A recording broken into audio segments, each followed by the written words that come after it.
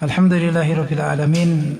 Kita selalu bersyukur kepada Allah Subhanahu wa taala atas limpahan nikmat, rahmat, hidayah, inayah pada kita semua, sehingga pada malam hari ini kita bisa berjumpa, bisa bermuajahah di Masjid Halimah. Dan insyaallah acara kita yaitu acara ibadah kepada Allah, yaitu thalabul ilm, mencari ilmu. Untuk kesempatan perdana ini, saya sendiri pertama kali. Nah, ini kita akan membahas yaitu tentang macam-macamnya hijrah. Macam-macamnya hijrah di dalam agama Islam. Sebagaimana diketahui bahwa hijrah, yang dimaksud hijrah itu secara bahasa adalah tarkus syai', meninggalkan sesuatu. Meninggalkan sesuatu. Dan secara global hijrah itu terbagi dua macam, yaitu hijrah ma'nawiyah dan hijrah hissiyah.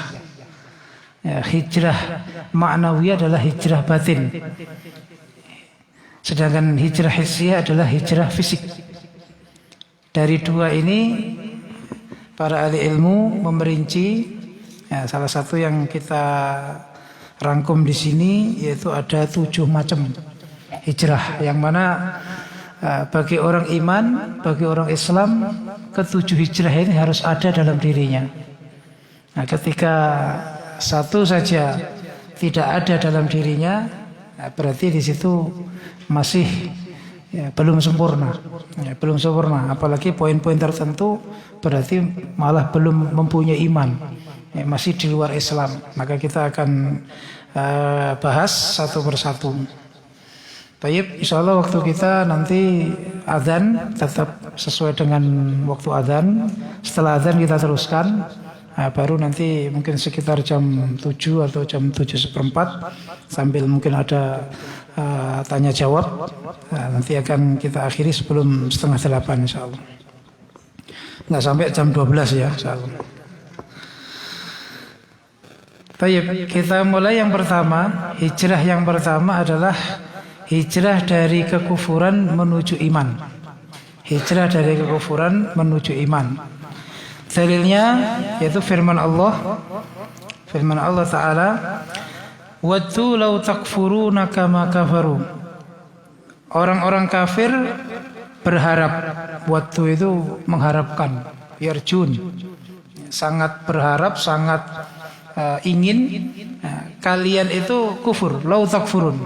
Seandainya kalian kufur, artinya kembali pada kekufuran. Kama kafaru, sebagaimana mereka kufur. Jadi orang kafir pasti mengajak bagaimana orang Islam itu kembali kafir. Fatakununa sawa. Fatakununa sawaan, sehingga kalian nanti statusnya sama. Sehingga orang kafir pun juga berusaha melobi Nabi. Bagaimana kalau kita sehari gantian? Hari ini saya menyembah Tuhanmu, besok kamu nyembah Tuhan kami. Ya, ini bentuk dari upadaya bagaimana orang Islam itu kembali kepada kekufuran. Maka fala tattakhidhu minhum awliya. Maka jangan kalian menganggap, menjadikan orang kafir itu kekasih. Hatta yuhajiru fi sabilillah. Sampai mereka hijrahlah. Hijrah pengertian di sini, hijrah dalam sabilillah artinya yang tadinya mereka statusnya kafir menjadi Islam. Ketika sudah masuk Islam, meninggalkan kekufurannya, maka silahkan diambil kekasih atau dianggap kekasih. Selama mereka kekeh dengan kekafirannya, maka jangan pernah dianggap sebagai kekasih. Namanya menganggap kekasih itu, ya, artinya pertama tidak ada, ya, istilahnya mengasihi secara lahir dan batin. Ya. Di sini bukan berarti seperti orang harus berbuat kejam, berbuat sadis, tidak. Ya, ketika memang suasana bukan suasana harb, bukan suasana perang, itu ada muamalah bersama orang kufar itu juga sesuai dengan aturannya. Seperti Rasulullah SAW kepada kerabat ya nyambung pada kerabat. Artinya tidak ada lahir batinnya. Karena itu adalah musuhnya Allah. Fala tattakhidhu aduwwi wa aduwwakum auliya. Ya. Jangan mengambil kekasihku dan jangan mengambil orang yang menjadi musuhku Allah dan musuh kalian sebagai kekasih. Juga tidak ada ta'awun, saling membantu. Tidak ada saling tanasur, saling menolong. Ya, apalagi ya, mendukung, kemudian mengidolakan. Kadang-kadang kan sekarang itu ya, anak-anak kita itu lebih mengidolakan ya, orang-orang yang notabene-nya bukan orang Islam. Kalau suka bal-balan ya, yang idolanya juga pemain bola. Lebih hafal pemain bola daripada sahabat. Sampai tanggal lahirnya itu hafal. Ya. Padahal nabinya sendiri nggak hafal namanya. Nah ini bentuk dari bagaimana ya kita tidak boleh ya, seperti ayatnya nih. Ya, yang kita ambil di sini adalah yaitu hatta yuhajiru, hijrah di sini maksudnya adalah dari kekufuran menuju Islam. Nah kekufuran banyak macamnya. Ada kufur yaitu kufur istikbar. Ya, kufur yang didasari dengan sombong, kesombongan seperti kufurnya syaitan, seperti kufurnya Fir'aun. Ya, dengan kesombongannya sehingga menjadi orang kufur. Ya, kemudian ada kufur namanya kufrul juhud. Ya, kufur yang membantah, tahu sebenarnya ya, Islam itu benar. Rasulullah itu nabi ya, betul-betul rasulnya Allah, utusannya Allah yang dibawa Al-Quran, tapi tidak mengikuti, seperti kufurnya Yahudi. Karena dari ulama Yahudi sudah ngetes juga, sudah menguji nabi apakah yang disampaikan betul-betul wahyu. Itu sudah diuji oleh beberapa ulama Yahudi. Tapi ketika mereka mengetahui bahwa yang disampaikan nabi itu betul-betul wahyu, mereka kekeh tidak mau iman. Nah, berarti kufurnya kufur membantah. Ada kufur yaitu kufur nifaq. Ya, kufurnya kufur munafik seperti pelopor kemunafikan yaitu Abdullah bin Ubay bin Salul. Itu berpura-pura masuk Islam tapi hakikatnya merusak Islam. Nah, ini jenis-jenis kekufuran. Nah, ketika hijrah meninggalkan semua jenis kekufuran menuju iman, nah ini disebut hijrah. Ya, makanya dalam ayat surat Mudzatsir itu Nabi juga diperintah warrujza fahjur. Ar-rujza itu adalah kekufuran. Ar-rujza itu adalah al-asnam, berhala. Ar-rujza itu adalah kesyirikan. Berhala-berhala, keyakinan-keyakinan yang tidak ada dasarnya. Itu supaya fahjur, supaya engkau tinggalkan. Ini hijrah yang pertama. Nah, di sini koreksi bagi kita semua, setelah kita ya, masuk ke dalam Islam, kita menjadi orang Islam, kita supaya tetap berhati-hati, jangan sampai kekufuran itu masih ada dalam hati kita. Karena kenyataannya banyak orang yang sudah masuk Islam, sudah menyatakan syahadat, ya sholat tertib, ya puasa, ya zakat, tapi ketika tidak mengoreksi kekufuran yang dalam hatinya, kesyirikan dalam hati dan perbuatannya, masih terjerumus pada praktek-praktek syirik, ritual-ritual syirik yang itu akan menafikan iman. Karena ketika ketauhidan itu ada tapi kesyirikan ada, maka ketauhidan hilang. Lain asyrakta la yahbatanna amaluk wa la takunanna minal khasirin. Maka kita harus betul-betul teliti. Tidak semua orang yang sudah syahadat, tidak semua orang yang sering zikir dengan tahlil, ya, itu ternyata bersih dari kesyirikan. Kalau ternyata masih dalam kesyirikan, ya, ketika ajalnya menjemput dia dalam keadaan masih ada syirik, dalilnya innallaha la yaghfiru an yushraka bih wa yaghfiru ma duna dzalika liman yasha. Mati dalam membawa syirik itu Allah tidak mengampuni. Statusnya adalah status musyrik. Sebagaimana kafir Quraisy ya, kafir Quraisy, mereka bukan orang yang tidak mengenal Allah. Ketika ditanya tentang siapa yang menciptakan langit dan bumi, menciptakan kalian, menurunkan hujan dan sebagainya, mereka jawabnya Allah. Secara rububiyah mereka mengakui, tetapi secara uluhiyah mereka keliru karena masih menyembah berhala. Ya nyembah Allah, ya nyembah berhala. Maka dikatakan yaitu yad'u nama Allah ilahan akhar. Status mereka masih musyrik. Abu Jahal ketika diperintah, diajak Nabi untuk menyebut la ilaha illallah, enggak mau karena paham dengan maknanya. Ya, paham dengan konsekuensi la ilaha illallah. Tidak ada Tuhan yang berhak disembah kecuali Allah. Berarti harus menafikan semua berhala yang dia sembah. Pada saat itu Mekah ya, terdapat 360 berhala, baik di dalam Ka'bah maupun di luar Ka'bah. Pertama kali yang dibawa adalah namanya berhala Hubal. Ya, sehingga dalam peperangan Uhud ketika terdengar kabar Nabi yaitu meninggal, langsung mereka ya mengunggulkan berhalanya U'lu Hubal. Karena berhala yang pertama mereka datangkan dari Syam itu adalah berhala Hubal yang dibawa oleh Amr bin Luhai al-Khuzai. Nah, keyakinan mereka pada berhalanya itu ya membuat enggak mau mengatakan la ilaha illallah. Ya, namanya Abu Jahal tapi cerdas. Ya. Karena Abu Jahal itu aslinya julukannya adalah Abul Hakam. Ya, bapaknya hikmah. Abul Hakam, orang yang betul-betul teliti di dalam pemikiran. Nah, cuman karena kekufuran orang Islam menyebutnya Abu Jahal. Nah, tapi orang yang cerdas. Tapi cerdas dalam kekufuran. Nah, enggak mau. Nah, sedangkan zaman sekarang banyak orang yang sering ya, bertahlil, sering mengatakan la ilaha illallah. Ya, mudah mengatakan la ilaha illallah, mudah bersyahadat, tapi kadang kurang mengerti konsekuensi dari ya, syahadat itu atau dari kalimat tauhid tadi. Sehingga ada apa-apa ya, enggak lari kepada Allah, enggak doa pada Allah, tapi doanya kepada dukun. Ya, ketika pertaniannya panen, kebunnya panen, ya, syukurannya kepada jin, ya, memberi persembahan.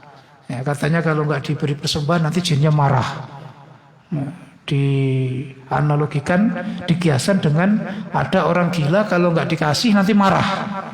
Ya, jin juga begitu, kalau enggak dikasih persembahan nanti marah. Nah, itu persembahan itu adalah ibadah. Maka itu adalah kekufuran, itu adalah kesyirikan. Nah, kita yang sudah jadi orang Islam jangan sampai ya ada ritual-ritual, ya amalan-amalan yang masih mengandung syirik. Kalau masih berarti belum hijrah. Ya, berarti belum hijrah. Ya. Meskipun sholat, meskipun zakat, meskipun puasa, meskipun mungkin haji berkali-kali, tapi ketika masih ada kekufuran, ya, ada barang hilang larinya tanyanya ke dukun. Ada permasalahan datang ke tempat-tempat keramat. Ini menunjukkan bahwa belum hijrah. Ini yang pertama. Kemudian yang kedua, yaitu hijrah adalah hijrah dari kawasan orang kafir menuju kawasan orang iman.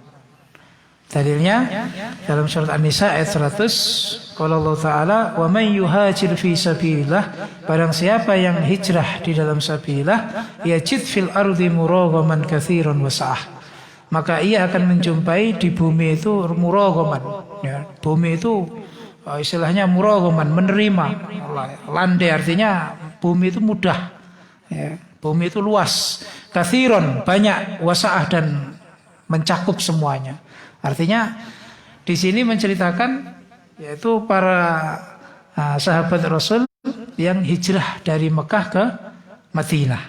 Dari Mekah ke Madinah.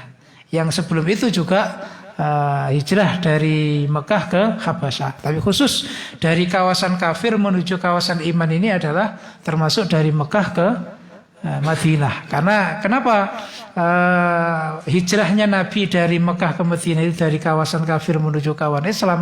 Karena setahun sebelum Nabi hijrah itu sudah banyak sahabat yang ada di Madinah. Yaitu pada saat orang-orang Ansor, orang-orang asli penduduk Madinah menyatakan Islam di Aqabah pada saat mereka melaksanakan haji.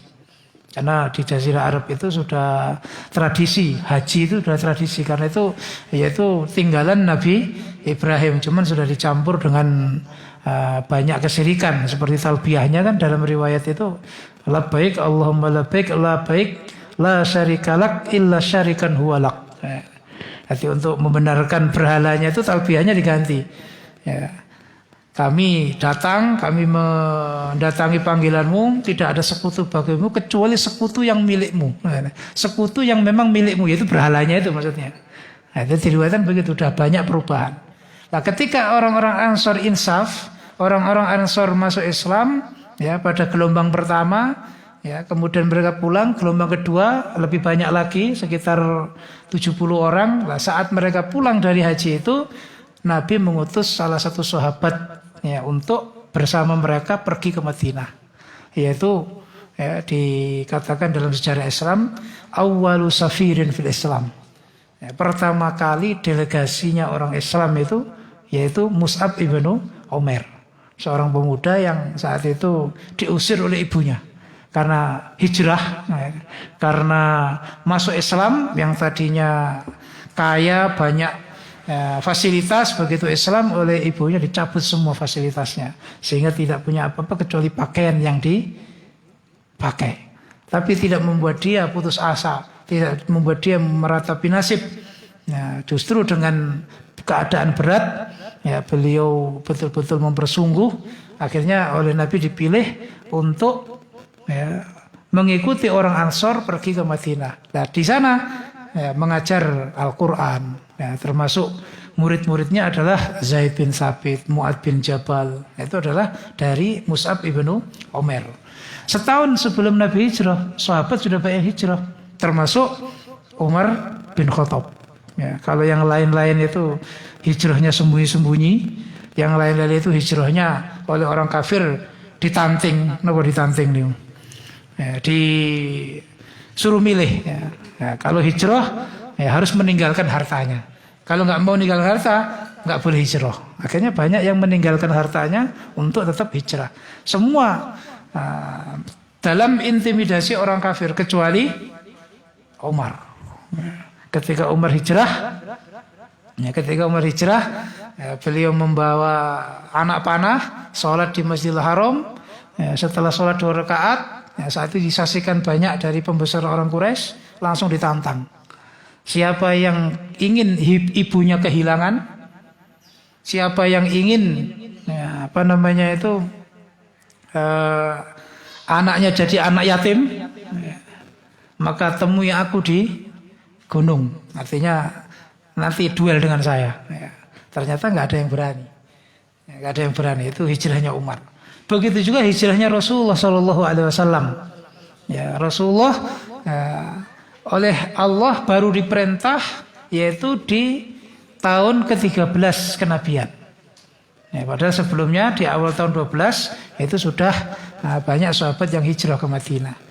Allah memberi izin baru tahun ke-13. Makanya Nabi 13 tahun di Mekah. Nah, saat itu yang diperintah untuk menemani adalah sahabat Abu Bakar. Nah, hijrah dari kawasan kafir ke kawasan Islam, ya, ini merupakan hijrah yang sangat berat. Ya, apalagi ya, yang diceritakan dalam hijrahnya Rasulullah itu. Bagaimana Rasul mengatur strategi yang sedemikian rupa untuk bagaimana sukses. Ya, strateginya sangat matang. Datang ke Abu Bakar keadaan panas, keadaan zuhur yang orang umumnya tidak keluar rumah. Sehingga Nabi istilahnya nerobos Abu Bakar untuk memberitahu nanti malam kita berangkat. Itu nggak ada yang tahu. Kemudian malamnya ketika persiapan, orang kafir juga persiapan untuk menggerebek Nabi.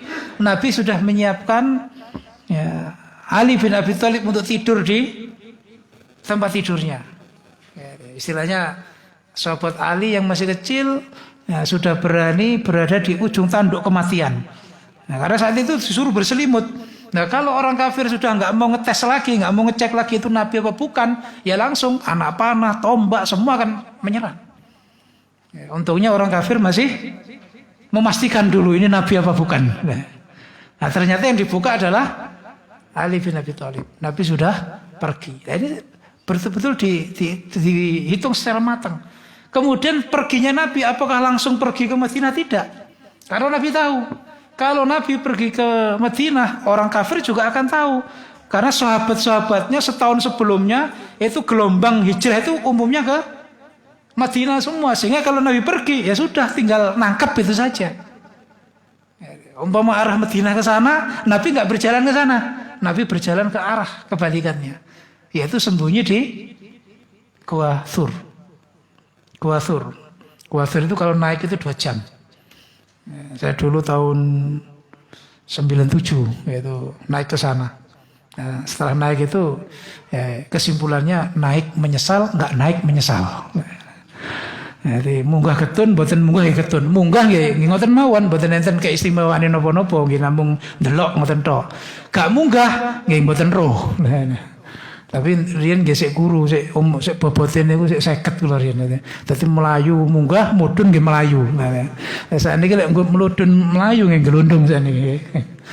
Nah, jadi Nabi bersembunyi 3 hari di situ. Kenapa 3 hari? Untuk menunggu redamnya orang Quraisy memburu Nabi. Karena begitu Nabi lepas, mereka tahu bahwa Nabi niku sudah keluar rumah. Abu Jahal mengumumkan, ya, siapa yang membawa Nabi hidup atau mati, hadiahnya 100 onta. Maka pemburu-pemburu Quraisy itu mengejar semua, arahnya kemana? Ke Madinah. Yang ke arah sebaliknya jarang. Meskipun diceritakan orang kafir juga nyampe juga ke Gua Thur, tapi oleh Allah ditutupi, oleh Allah ditolong dengan laba-laba sehingga nggak mungkin ada orang. Mereka pergi. Ada yang ngetes dengan batu.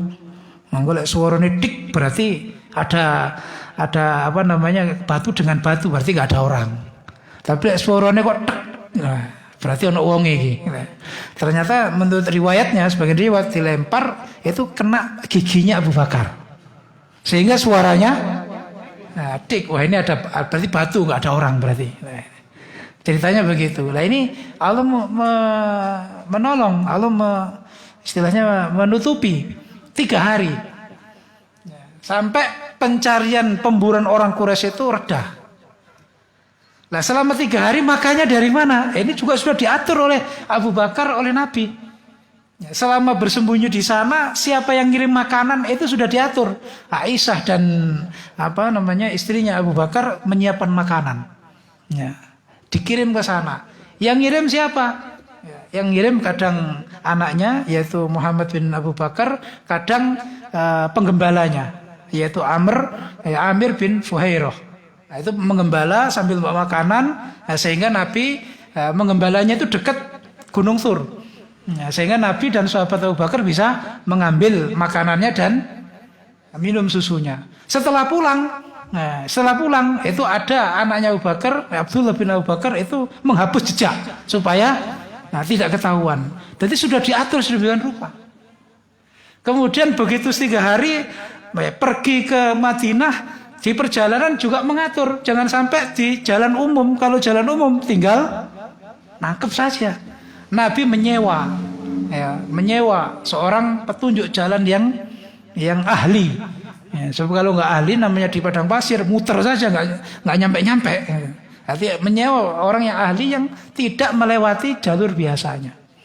Jadi semua sudah ditentukan orangnya, tugasnya, termasuk Muhammad Abu Bakar itu ditugasi istikhbarat, yaitu mencari berita.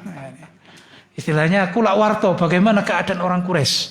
Akhirnya ditemukan setelah 3 hari itu sudah reda, baru Nabi pergi. Nah ini hijrah ini juga merupakan amalan yang berat, apalagi meninggalkan kampung halaman.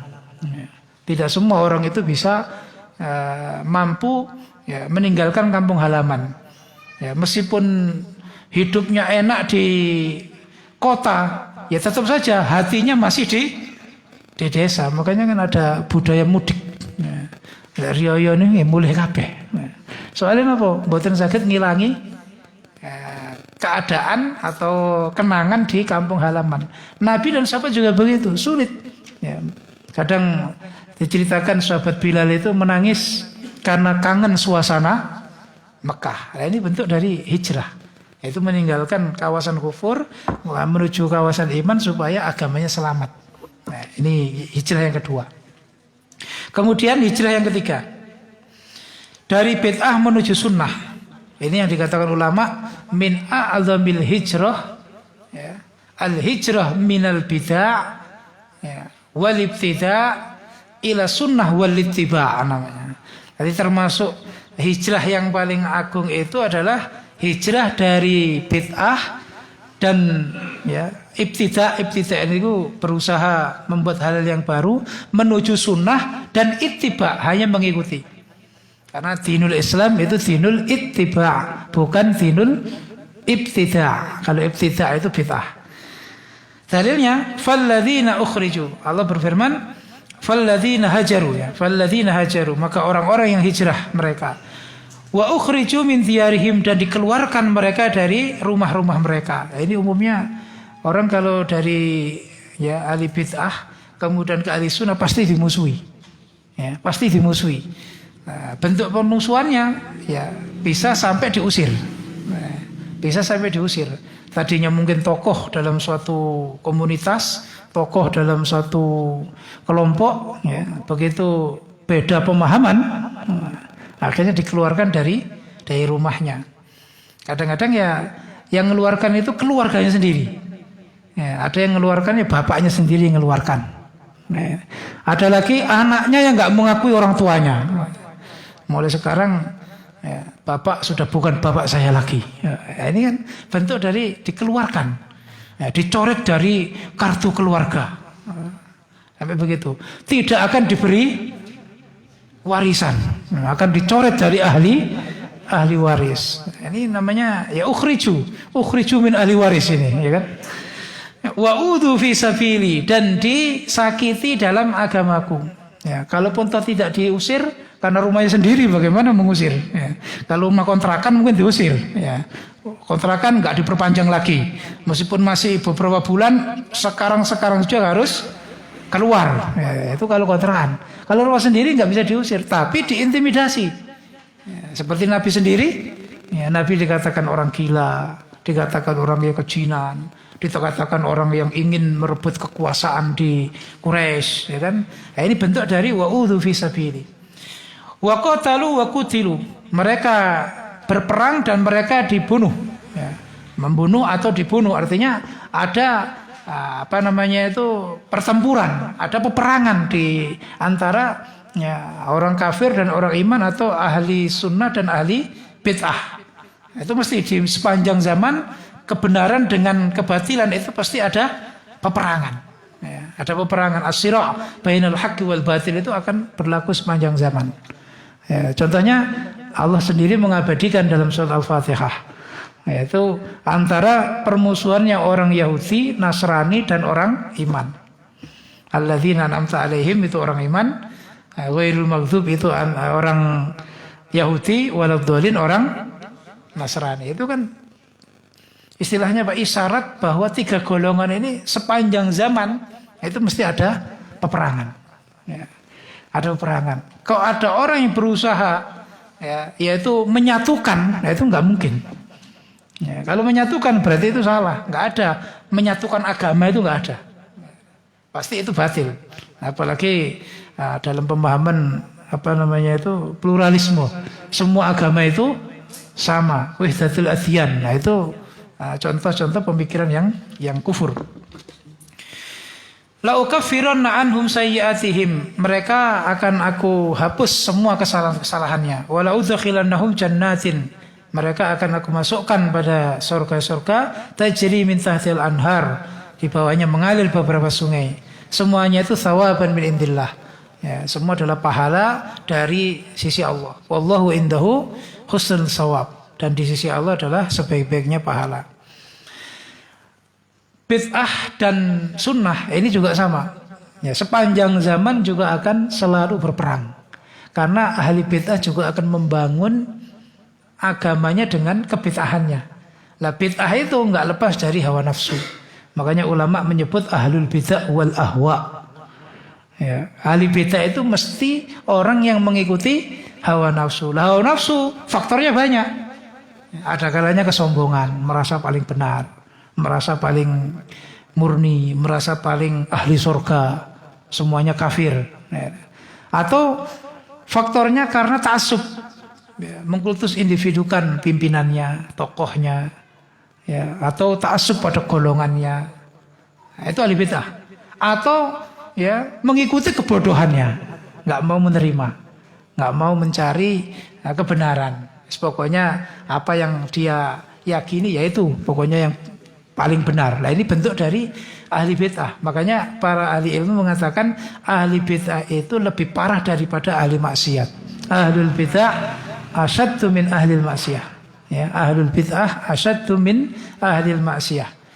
Ya, ahli bid'ah itu lebih sulit, ya, lebih parah, lebih bahaya daripada ahli maksiat. Kenapa? Lianna ahlul bid'ah, ya, lianna ahlul bid'ah ya la yutab minha. Ya, tidak bisa diharapkan tobatnya. Kenapa ahli bid'ah itu sulit tobat? Karena merasa paling benar. Orang mau tobat itu kalau merasa dirinya salah. Tapi kalau dia merasa dirinya benar, ya nggak mau tobat. Masa tobat dari kebenaran? Nggak mungkin. Makanya ahli bid'ah itu sulit dinasehati. Ya, didalili ganti dalil. Didalili ganti dalil. Kalau kalah dalil, ya isinya menghina, isinya mengolok-olok, isinya menjatuhkan. Ya. Kalau nggak bisa, ya dekat dengan penguasa supaya dihabisi. Ya, itu ya karakter ahli bid'ah. Ya, wa anna ahlul maksiyah yutabu minha. Kalau orang ahli maksiat itu bisa diharapkan tobatnya karena umumnya orang maksiat itu merasa itu adalah pelanggaran, cuman tidak bisa menahan nafsunya. Tapi suatu saat dia berpikir saya akan tobat.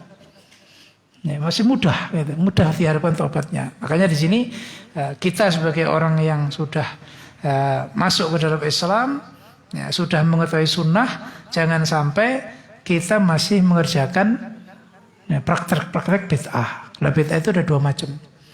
Ada bid'ah yang mukaffirah, ada yang tidak mukaffirah. Ya, bid'ah yang mengkafirkan, contohnya bid'ah akidah. Ya, meyakini masih ada nabi setelah Nabi Muhammad. Sehingga meyakini pimpinannya itu juga nabi. Karena nabi itu nggak ada, berhenti. Ya, kalau Al-Quran memang berhenti, tapi kalau wahyu selain Al-Quran itu masih ada. Nah, meyakini berarti itu bid'ah yang mengkafirkan karena mengakui ada nabi setelah Nabi Muhammad. Ada yang bid'ah ghairu mukaffirah, yaitu bid'ah yang ada dalam ibadah. Nah, itu membuat ibadah yang ada bid'ahnya itu tidak diterima. Innallaha la yaqbalu bid'ah hatta yada' bid'atahu. Nah, ini semua harus kita teliti. Jangan sampai amalan-amalan kita ini ternyata masih ada unsur bid'ah. Kalau ternyata bid'ah akidah, ya masuk kepada tadi, kita keluar dari Islam, naudzubillah. Tapi kalau bid'ah itu amalan, ya kita amalan yang ada bid'ahnya itu kita tidak bisa diterima oleh Allah karena ada bid'ah. Jadi hijrah dari bid'ah menuju sunnah ini harus betul-betul nyata. Ya, kan sekarang ada bahasa nyunnah. Sudah nyunnah apa belum? Nah ini itu bahasa ya, maksudnya ya ini, yaitu hijrah dari bid'ah, dari syubhat, ya, menuju sunnah. Ya, dari ibtida', ya, dari membuat hal-hal yang baru menuju ittiba', hanya mengikuti Quran dan hadis. Karena hukum ibadah itu harus mengikuti saja. Ya, al-aslu fil ibadah ya at-tauqif. Ya, dalam beribadah itu harus berhenti sampai ada perintah. Kalau nggak ada perintah, nggak boleh berkreasi. Sedangkan ahli bid'ah kan berkreasi. Ya, bagaimana ibadah menjadi mantap, menjadi lebih bernilai, ya. Sehingga itu menimbulkan bid'ah. Ya, ini yang ketiga. Kemudian yang keempat, hijrah dari kemaksiatan menuju ketaatan. Yaitu dalilnya sabda Rasulullah SAW dalam hadis Bukhari, Wal muhajiru man hajara manahallahu an. Yang disebut orang yang hijrah, muhajir adalah orang yang meninggalkan semua yang dilarang oleh Allah. Meninggalkan semua larangan, semua kemaksiatan, semua dosa. Jadi ketika orang sudah menjadi orang Islam, sudah menjadi orang iman, sudah tidak menjadi bukan orang yang ahli bid'ah lagi. Kalau ternyata dia gak hati-hati, amalannya masih banyak kemaksiatan, maka itu akan mengganggu dia saat menuju surga. Karena semua orang itu akan melewati jembatan di atas neraka Jahanam. Saat itu dosa kita, kalau kita itu tidak meninggalkan, tidak bertaubat, tidak meminta ampun pada Allah, itu menjadi kalalib. Kalalib itu gantol-gantol yang ada di sekitar jembatan. Nah, ketika orang berdosa nggak ada tobat atau belum bertobat, maka dia akan digantol dengan kalalib itu, sehingga terjun ke dalam neraka. Yang terjunnya saja 40 tahun belum nyampe. Naudzubillah. Nah, artinya apa? Meskipun orang sudah hijrah dari kufur ke iman, meskipun dia sudah pergi dari daerah kafir menuju kawasan iman, meskipun dia sudah terhindar dari kelompok-kelompok bid'ah menuju kelompok sunnah, tapi kalau tidak hati-hati menjaga pelanggarannya, tidak menjauhkan diri dari kemaksiatan, nah ini juga belum dikatakan al-muhajir. Karena apa? Masih belum selamat dari neraka. Nah, dosa itu ada 3 macam. Yang pertama, dosa yang hubungannya hamba dengan Allah. Puncaknya adalah syirik. Yaitu walladzina la yad'una ma'allahi ilahan akhar. Orang iman itu oleh Allah disifati orang yang tidak menyembah selain Allah bersama Allah. Artinya ibadahnya murni Allah. Kalau ternyata menyembah pada selain Allah seperti kaum Quraisy, berarti itu dosa tertinggi. Yang hubungannya dengan manusia dengan Allah. Kalau sebelum syirik banyak hal. Bid'ah itu juga bentuk dari dosa yang hubungannya dengan Allah. Karena bid'ah itu barithu syirk. Bid'ah itu akan mengirim orang untuk masuk ke syirik seperti zaman kaum Nabi Nuh. Kaumnya Nabi Nuh. Mereka membuat patung, ulama-ulamanya, pimpinan-pimpinan agamanya supaya memotivasi dalam ibadah mereka. Karena itu bid'ah. Lama-lama akhirnya mereka menyembah patung tersebut. Maka al-bid'ah barithu syirk. Barithu syirk. Itu yang pertama. Yang kedua, dosa yang hubungannya dengan orang lain. Bainahu wa baina ghairihi. Yaitu paling tingginya puncaknya adalah membunuh. Mulai dari mencela, menyakiti, melukai, itu puncaknya akhirnya membunuh. Makanya ayatnya walladzina la yad'una ma'allahi ilahan akhar wa la yaqtuluna an-nafsa allati harramallahu illa bil haqq. Itu yang kedua. Yang ketiga, dosa yang hubungannya dengan pemuasan hawa nafsu. Puncaknya adalah zina. Na'udzubillah. Wala yaznun ayatnya. Setelah ayat tadi, terakhirnya wala yaznun. Nah, ini 3 puncak atau 3 macamnya dosa. Nah, ketika orang itu hijrah dari 3 macam dosa ini, baik yang remeh-remeh, muqaddimahnya seperti zina, muqaddimahnya yaitu melihat yang haram, tidak menjaga aurat dan sebagainya. Nah, itu ketika dihindari, maka itu berarti sudah hijrah. Hubungan dengan orang lain, ketika berakhlakul karimah, menjadi penyabar, tidak mudah menggunjing orang lain, berarti itu sudah hijrah. Hubungan dengan Allah, tidak melakukan bid'ah, tidak melakukan ritual-ritual yang menuju kepada kesyirikan. Nah, itu berarti sudah hijrah. Maka di sini disebut bahwa orang yang dari kemaksiatan menuju ketaatan itu disebut muhajir. Dan ini juga berat. Karena tidak semua orang itu bisa sukses. Karena Rasul juga sudah mengklaim kullu bani Adam khata'un. Bahwa anak Adam itu khata'. Khata' itu dalam bahasa Arab itu sighah mubalaghah. Sangat banyak salahnya. Bahkan dosa itu luar biasa. Ya sulit kita hitung, itu sulit karena memang kita akan selalu melakukan dosa. Maka di sini kita harus berusaha sejauh mungkin. Jadi menjauhi maksiat itu harus sejauh mungkin. Ya, wadharul dhahirul isma wa batinah. Jadi dhahirul ismi wa batinah. Jauhilah dosa semua, baik yang tampak, yang besar, yang kecil, semua sejauh-jauhnya. Tidak ada meninggalkan dosa sakpol kemampuan. Sementara saya belum mampu, itu nggak bisa. Ya, harus sejauh-jauhnya. Ini yang keempat. Yang kelima, belum ada nih. Belum. Yang kelima yaitu hijrah dari daerah yang bahaya menuju daerah yang aman. Jadi yang kelima ini beda dengan yang tadi, dari kawasan kafir menuju kawasan iman. Kalau menuju kawasan iman yang tadinya dari kawasan kafir, itu hijrahnya Nabi dan sahabat dari Mekah ke Madinah, karena Madinah sudah banyak orang iman. Nah, dari kawasan yang bahaya, artinya yang kawasan yang tidak membuat kita itu bisa beribadah dengan tenang, tidak menjamin keamanan, itu ya, hijrah dari situ menuju yang aman. Meskipun yang aman itu bukan kawasannya orang iman, bukan kawasannya orang Islam. Nah, ini yang dilakukan oleh sahabat-sahabat Nabi pada tahun kelima kenabian, yaitu ada hijrah ke Habasyah.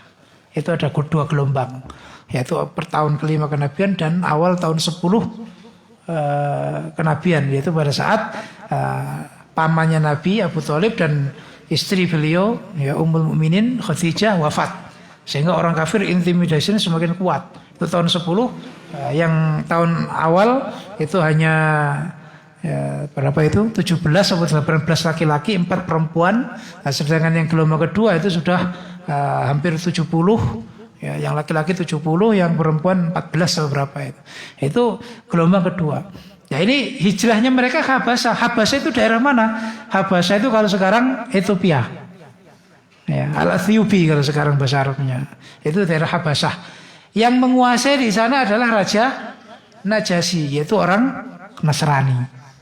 Ya, orang Nasrani yang mengirim Abrahah ke Yaman.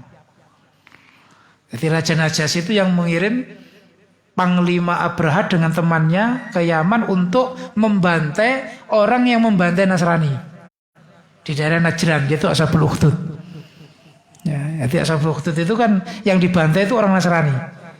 Ya, kemudian Raja Najasyi menuntut balas, mengirim Abrahah dengan temannya, ya 2 panglima untuk membasmi orang Najran yang membantai orang Nasrani. Nah, setelah berhasil, 2 orang Abrahah dan temannya ini berebut kekuasaan. Nah, siapa yang pantas jadi gubernur di Yaman? Ya, di bawah kekuasaannya Raja Najasyi. Akhirnya duel, yang menang Abrahah. Nah, saat itulah Abrahah menguasai Yaman, terus dihina, gerejanya yang besar itu dihina, akhirnya menyerang ke Ka'bah. Itu kan ceritanya Raja Najasyi, itu orang Kristen. Lah sahabat yang hijrah dari Makkah itu kan dari kawasan kafir menuju kawasan kafir juga, tapi di Najasyi, di Habasyah aman, karena Raja Najasyi menjamin keamanannya.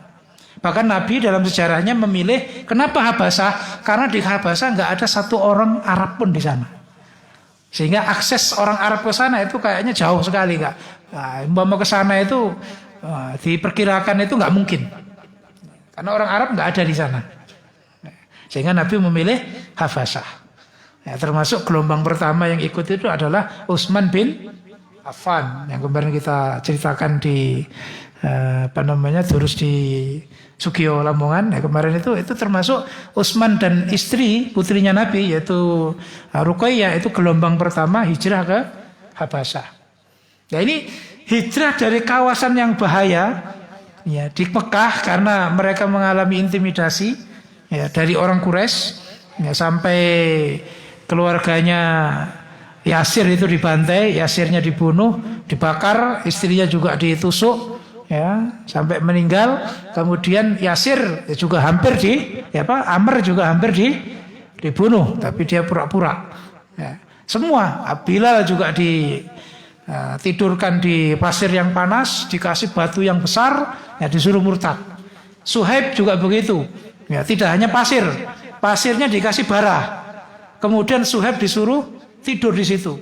Sampai bara itu mati karena lelehan ya, darah dan lemaknya Suhaib.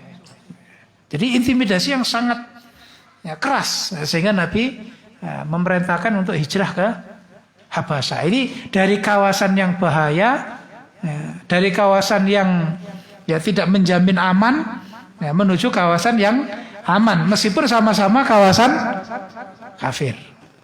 Ini juga perlu dilakukan bagi orang-orang yang ketika mengalami intimidasi. Ya, baik itu intimidasi dari orang kafir maupun intimidasi dari ahli bid'ah. Ya, orang yang tidak mengikuti sunnah, orang yang menetapi subhat, mengintimidasi, menghina, mengucilkan. Ya, kalau memang tidak aman, ya, itu supaya segera pindah. Nah, ini termasuk hijrah, yaitu dari kawasan yang bahaya menuju kawasan yang aman. Nah, kita ceritakan di dalam hadis Ahmad, yaitu an Ummi Salamah ibnati Abi Umayyah bin Mughirah, dari Ummi Salamah, zaujin Nabi, istrinya Nabi SAW. Jadi istrinya Nabi Ummi Salamah itu bercerita, qalat lamma nazalna ardul Habasyah, ketika kami bertempat di bumi Habasyah, jawarna biha khaira jarin an-Najasyi. Ya, kami bertetangga ya, dengan sebaik-baiknya tetangga, yaitu Raja Najasyi. Diterima oleh Raja Najasyi, baik yang gelombang pertama maupun gelombang kedua. Ya, gelombang pertama ya, dengan Utsman, kemudian dengan Abdurrahman bin Auf dan sebagainya, yaitu diterima. Gelombang kedua dipimpin oleh Ja'far bin Abi Thalib. Nah, gelombang kedua ini yang disusul orang Quraisy. Orang Quraisy mengirim ahli ya, negosiasi, ya, negosiatornya orang Quraisy namanya Amr bin As sebelum masuk Islam, ya, untuk mengelobi Raja Najasyi biar semua dikembalikan, karena Amr bin As mengatakan yang lari banyak dari kalangan budak kami, mereka bukan orang merdeka, mereka nggak boleh lari, harus dikembalikan. Nah, tapi oleh Raja Najasyi ditolak. Nah, ini makanya Ummu Salamah mengatakan, ya, kami di Habasyah bertetangga dengan sebaik-baiknya tetangga, yaitu Raja Najasyi. Wa abadnallaha aminna ala dinina, ya, mengamankan pada kita pada agama kami, atau kami mengalami rasa aman, ya, mendapatkan keamanan, jaminan untuk menetapi agama kami meskipun mereka orang Nasrani. Apalagi ketika Abu Ja'far bin Abi Thalib membacakan surat Maryam kepada Raja Najasyi, Raja Najasyi menangis, ya, karena itu sesuai dengan apa yang mereka yakini di kitab Injil. Wa abadnallaha la nu'dha wa la nasma'u syai'an nakrahu. Nah, di sana juga kami menyembah pada Allah, kami tidak disakiti dan kami tidak mendengar ya, perkataan yang menyakitkan, perkataan yang kami membencinya. Di sana aman, nggak ada orang yang mencibir, semua menghormati. Nah, inilah, ya, meskipun itu kawasan kafir, tapi kawasan yang memberi keamanan. Ini juga disebut hijrah. Maka kalau ini contohnya hijrah Habasyah. Kalau yang tadi dari kawasan kafir menuju kawasan iman, hijrah Madinah. Ya, karena Madinah sudah menjadi kawasan yang iman. Kalau adzan dulu, silakan. Tinggal 2 nomor, insyaallah nanti 10 menit.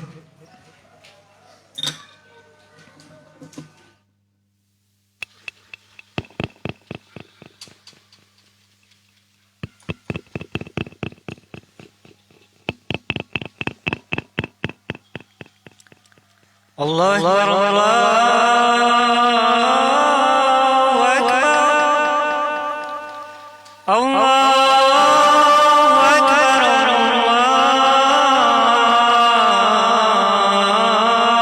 Allahu Akbar.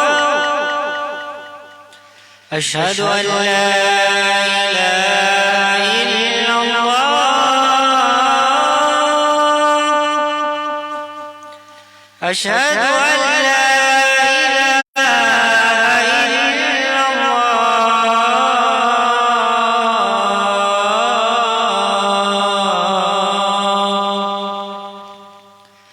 أشهد أن محمدا رسول الله أشهد أن محمدا رسول الله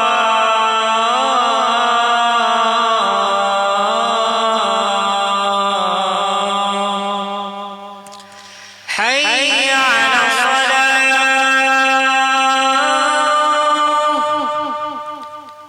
حي على الصلاة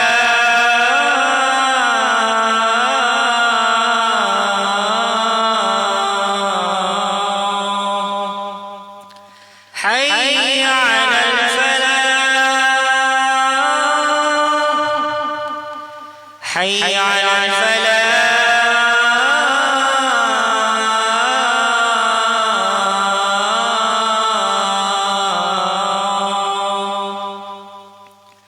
الله أكبر الله أكبر لا إله إلا الله.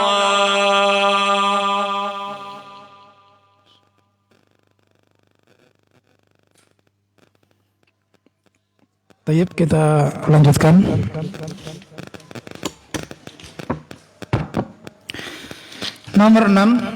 Nomor 6 termasuk macamnya hijrah ialah hijrah dari lingkungan yang jelek menuju lingkungan yang baik. Jadi tidak masalah tempat itu tempat kufur atau iman, ya, tempatnya kawasan kafir atau kawasan iman, tapi di sini dari tempat yang ya penuh dengan maksiat, penuh dengan kejelekan, kejahatan, ya, pada tempat yang penuh dengan kebaikan, ya, lingkungan orang yang baik. Nah, di sini kita ambilkan yaitu dalam hadis Muslim, yaitu ceritanya salah satu orang zaman Bani Israel yang telah membunuh 99 orang. Ya, datang kepada rahib bertanya apakah masih diterima tobatnya. Kalau tobat karena sudah membunuh 99. Kata rahib tersebut sudah ditutup pintu tobatnya. Ya. Akhirnya apa? Putus asa. Ya, kalau sudah nggak ada tobat lagi, nggak ada harapan diterima, ya sudah saya lengkapi sekalian. Akhirnya rahib itu juga dibunuh. Nah, kemudian dia datang kepada seorang ulama bertanya apakah masih ada ya, kesempatan untuk bertobat. Nah, dijawab masih. Ya, kemudian oleh ulama tersebut yaitu diberi solusi supaya engkau tidak melakukan kejelekan lagi, melakukan kejahatan lagi, maka pergilah ke tempat yang di sana banyak manusia yang baik. Nah, ini yang kita ambil di sini. Itu ucapan ulama tersebut dalam hadis Muslim, intalik ila ardi kada wa kada. Kamu supaya pergi ke sana, bumi sana. Pergi ke Bogokidul. Fa inna biha, karena di sana itu unasan ya'budunallaha. Mereka banyak ya di sana manusia-manusia yang ya, selalu konsisten ibadah kepada Allah. Fa'budillaha ma'ahum. Ya, beribadahlah bersama mereka. Karena apa? Kalau orang itu di lingkungan orang baik, ya akan ikut baik. As-sahib sahib. Teman itu akan menarik. Ya, teman itu akan menarik. Anil mar'i la tasal wasal an qarinihi. Kalau ingin tahu orang itu bagaimana, enggak usah tanya langsung, tanya temannya siapa.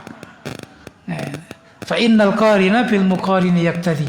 Karena orang itu akan mengikuti teman dekatnya. Nah, ini oleh ulama tadi diperintah kamu harus pergi ke sana karena di sana banyak orang yang solih. Wala tarji ila ardik. Jangan pernah kembali lagi ke kawasanmu, ya, ke kampungmu. Ya. Karena apa? Fa innaha ardu sau'in. Karena kampungmu itu kampung yang jelek, penuh dengan orang yang jelek. Ya, sudah tobat tapi karena nggak pergi dari kawasan itu ya kembali lagi. Karena lingkungannya, lingkungan yang jelek. Nah, ini bentuk dari hijrah. Tidak membahas tentang kawasan Islam, ya, kawasan kufur ke Islam atau kufur dengan yang kufur, tapi bagaimana ya kita terhindar dari lingkungan yang jelek. Ya, inilah pentingnya bergaul dengan orang-orang yang solih.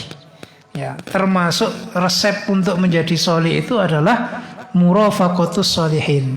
Selalu bersama orang yang solih. Pasti akan dapat keutamaan.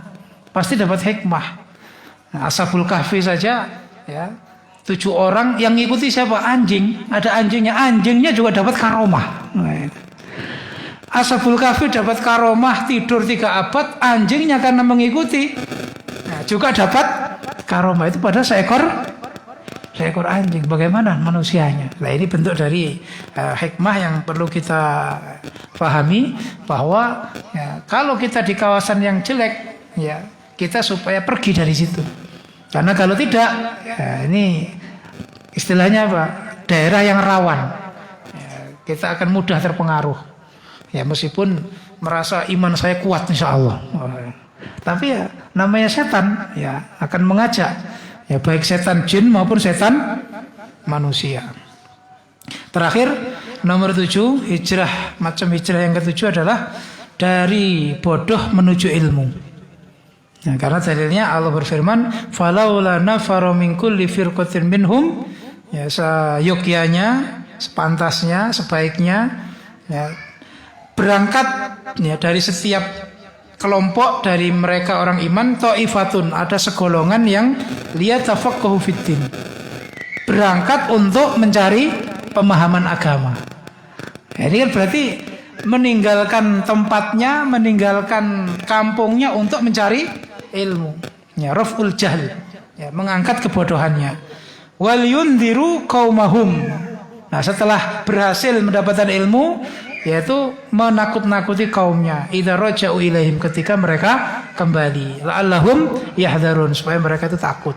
Nah, dari ayat ini juga orang mencari ilmu itu disebut hijrah. Karena apa? Hijrah dari kebodohan menuju ilmu. Karena dalam Al-Quran itu ada 4 kegelapan. Nah, 4 kegelapan. Nah, yang ini akan hilang, ya, kalau kita itu mempelajarinya. Kita, ya, mengambil ilmu. Yang pertama adalah zulmatul kufr, ya, gelapnya kekafiran. Ya, zulmatul syirk, gelapnya syirik.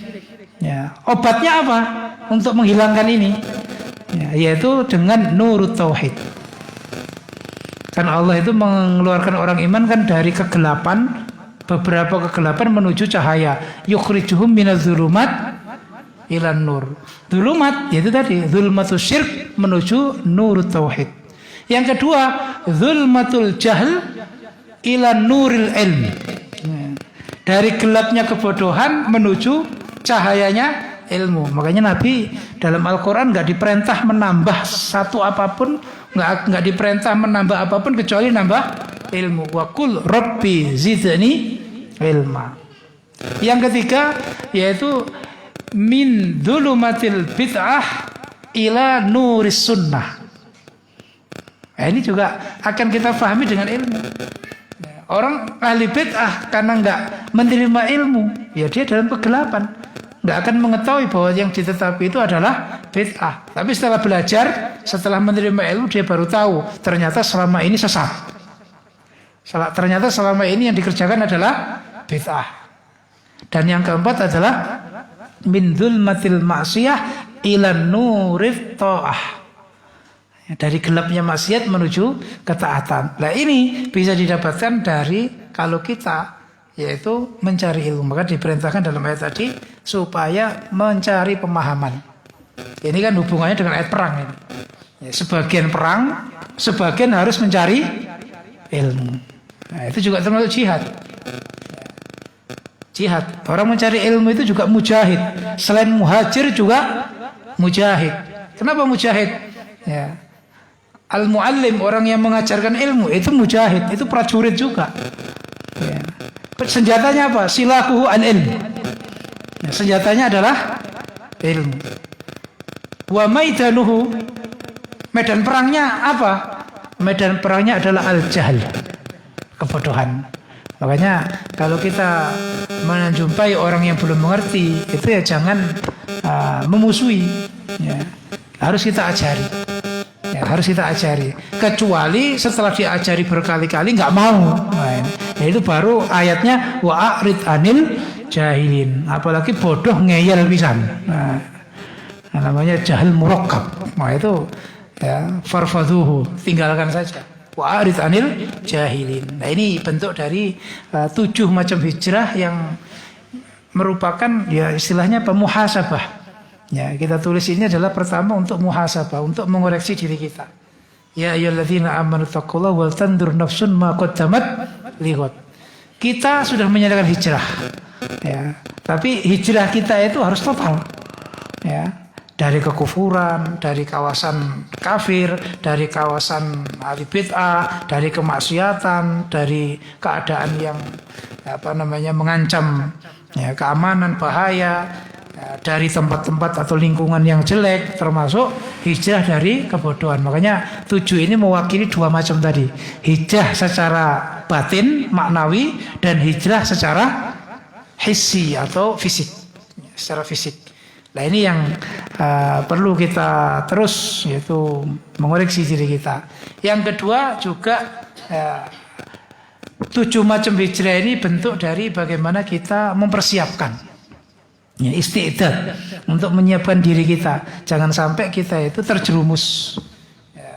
Kalau kita sudah keluar dari kekufuran, maka bagaimana istiqomah dalam keimanan? Kalau kita sudah keluar dari subhat, dari bid'ah, bagaimana istiqomah dengan sunnah? Karena itu semuanya memerlukan perjuangan, memerlukan bekal. Ya. Sehingga dengan kita ketahui begini, nah kita akan bisa istiqomah, ya, istiqomah. Karena istiqomah Allah menjamin innalladzina qalu rabbunallahu tsumma istaqamu fala khaufun 'alaihim wa lahum yahzanun. Jazakumullahu khairan. Itu yang bisa kami sampaikan sebelum kami tutup. Mungkin ada pertanyaan 5 menit 10 menit. Monggo. Ya, monggo silakan.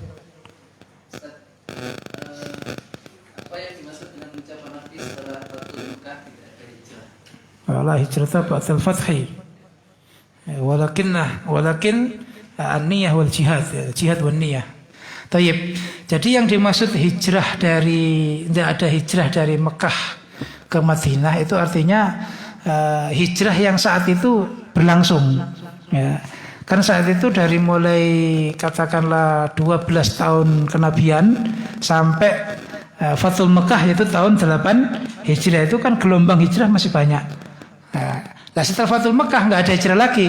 Penduduk Mekah yang mau Islam itu nggak perlu ke Mekah karena sepanjang tahun 12 kenabian sampai menjelang Fathul Mekah, kalau menyatakan iman, menyatakan Islam itu harus hijrah ke Madinah. Bahkan tidak hanya orang Mekah, Jazirah Arab pun kalau menyatakan Islam itu hijrahnya ke Madinah. Makanya kan ada yang kuat, ada yang enggak kuat. Dalam hati kan ada yang enggak kuat itu. Ya, setelah menyatakan Islam bertempat di Madinah, enggak kerasan dengan hawanya karena memang panas. Ya, kemudian mereka sakit panas, minta obat ke Nabi, diperintah minum susu dan kencingnya onta. Lihat onta yang besar-besar, gemuk-gemuk, wah, terpengaruh. Akhirnya penggembalanya dibunuh, ontanya dibawa lari. Nah, itu kan cerita bagaimana orang yang menyatakan Islam saat itu hijrah ke Madinah. Nah, setelah Fathul Mekah, Nabi menghilangkan. Nah, artinya dari Mekah ke Madinah, yang menyatakan Islam ke Madinah. Nah, saat itu sudah nggak perlu. Kalau kita menyatakan Islam nggak perlu ke Madinah, karena sudah Fathul Mekah. Nah, yang ada yaitu jihad wan niyat. Ya, jihad yaitu maksudnya yaitu memperjuangkan agama Allah. Karena kan orang hijrah itu juga motivasinya, faktornya adalah memperjuangkan agama Allah. Ya, tetap kalau jihad sepanjang zaman. Niat juga sama, niat hijrah, tapi dalam arti yang lebih luas. Seperti tadi, al-muhajir man hajara ya, manahallahu anhu, semua yang dilarang oleh Allah, nah, dia tinggalkan. Ini maksud dari la hijrata ba'dal fathi. Ya. Cuman dari kalangan ahli ilmu ini juga diiktibas. Iktibas itu diambil diambil bahasanya, tapi maksudnya beda. Ya, dalam keilmuan ada mengatakan dalam bidang sarahnya Sahih Bukhari, yaitu la hijrata ba'dal fathi. Setelah membaca kitab Fathul Bari itu nggak perlu hijrah ke kitab lain. Karena begitu lengkapnya keterangan Imam Al-Asqalani Ibnu Hajar di kitab Fathul Bari. Itu iktibas saja. Tapi yang jelas tadi itu hijrah yang dimaksud gelombang hijrah dari Mekah ke Madinah untuk menyatakan Islam itu sudah tidak ada. Adapun hijrah yang terangkan 7 tadi itu sepanjang masa. Itu sepanjang masa. Jadi tidak menentukan tempat Mekah Madinah, tapi dari semua tempat, baik itu kufur kepada iman, kufur yang nggak aman menuju kufur yang aman, itu semuanya masuk. Bisa dipahami? Ya, monggo yang lain. Apakah ketika kita melanggar salah satu dari 7 macam ini bisa dikatakan melanggar Islam atau keluar dari Islam? Ya kalau kita lihat poinnya iya. Seperti katakanlah yang 7 aja, ya, dari bodoh menuju ilmu. Nah kalau orang Islam nggak mau cari ilmu, ya sudah nggak sesuai dengan perintahnya Allah, fas'alu ahla dzikri in kuntum la ta'lamun. Tidak sesuai dengan sabda Nabi, thalabul ilmi fardhatun ala kulli muslim. Lah nggak mencari ilmu, otomatis ibadahnya juga tidak sah karena nggak berdasarkan ilmu, pasti banyak salahnya. Jadi sudah jelas itu mengurangi. Nah, begitu nggak ngerti masalah kesyirikan, ya perasaannya masih ahli tauhid. Ya, setiap foto begini, ya. Tapi ternyata prakteknya ya, bukan ahli tauhid. Nah, ini kan karena kebodohan, ini membahayakan. Maka 7 poin ini, ya ini kalau yang pertama jelas, ya dari kekufuran ke iman. Lah kok nggak dilakukan, ya berarti tetap kufur berarti. Ya. Belum Islam. Jadi ini kesimpulan yang istilahnya ya kita tidak sebenarnya nggak membatasi 7, ya, nggak membatasi 7. Semua jenis hijrah, ya dari kejelekan kepada kebaikan, baik yang mengeluarkan dari agama maupun yang tidak mengeluarkan dari agama. Sama dengan kufur. Kufur itu kan kalau kita perinci ada kufur yang memang keluar dari agama, ya, ada yang masih tetap dalam agama seperti kufrun nikmah, mengkufuri nikmat. Itu kan kufrun duna kufrin. Orang bertengkar, itu juga ya kufur itu namanya, tapi kufrun duna kufrin. La tarji'u ba'di, ya. La tarji'u ba'di, jangan kalian kembali murtad, ya, kembali kufar. La tarji'u ya ba'di kufaran. Jangan setelah aku wafat aku tinggalkan kalian terus kalian kembali kufur. Prakteknya apa? Ya diribu ba'dukum ba'du. Itu kan bertengkar. Itu Nabi enggak menyatakan kufur mukhallad finnar, bukan, tapi kufur dalam perbuatan.